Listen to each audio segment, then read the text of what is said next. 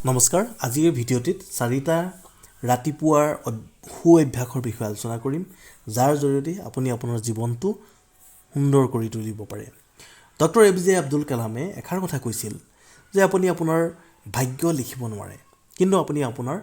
অভ্যাসবোৰ সলাব পাৰে আৰু আপোনাৰ এই অভ্যাসবোৰে আপোনাৰ এদিন ভৱিষ্যতটো সলাই পেলাব পাৰে এই চাৰিটা অভ্যাসৰ ভিতৰত আজি মই প্ৰথম অভ্যাসটো উল্লেখ কৰিছোঁ আৰ্লি ৰাইজিং সোনকালেই শুৱা পাতি ত্যাগ কৰা সূৰ্য উদয় হোৱাৰ আগতেই বিছনা ত্যাগ কৰাৰ পোষকতা কৰিছিল ডক্টৰ A.P.J. আব্দুল কালাম ডাঙৰীয়াই তেওঁৰ মতে পুৱাৰ ভাগত কোনো ভাল কামত যদি আপুনি মনোনিৱেশ কৰে তেতিয়াহ'লে সফলতা সহজে পায় সোনকালে উঠিলে আপুনি আপোনাৰ দিনটো সতেজ আৰু স্পষ্ট মনেৰে আৰম্ভ কৰিব পাৰে যাৰ ফলত নিৰ্দিষ্ট লক্ষ্যত উপনীত হ'বলৈ সহায় হয় Number 2, physical exercise. শাৰীৰিক ব্যায়াম যিটো অসমীয়াত কয়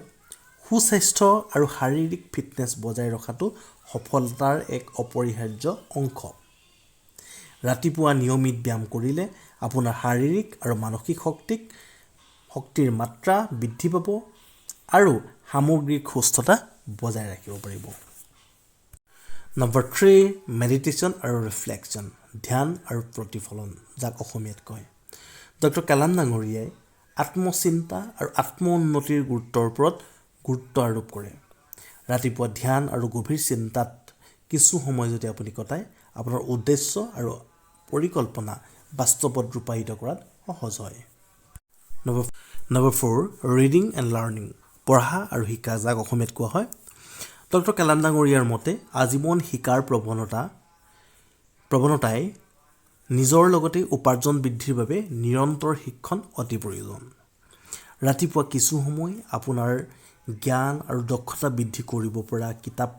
প্ৰবন্ধ পঢ়িবলৈ নিজকে উৎসৰ্গা কৰিব পাৰে হয়তো এনেকুৱা আৰু বহুত কিছুমান অভ্যাস আছে যাৰ দ্বাৰা আপোনাৰ জীৱনটো আপুনি সুন্দৰ আৰু ৰঙীন কৰি তুলিব পাৰে মই ভাবো আব্দুল কালামৰ জীৱনীত উল্লেখ থকা কেইটামান কথাহে ইয়াত উনুকিয়ালো গতিকে আজিলৈ ভিডিঅ'টি ইমানতে সামৰণি মাৰিছোঁ ভাল লাগিলে ভিডিঅ'টি লাইক কৰি দিব ধন্যবাদ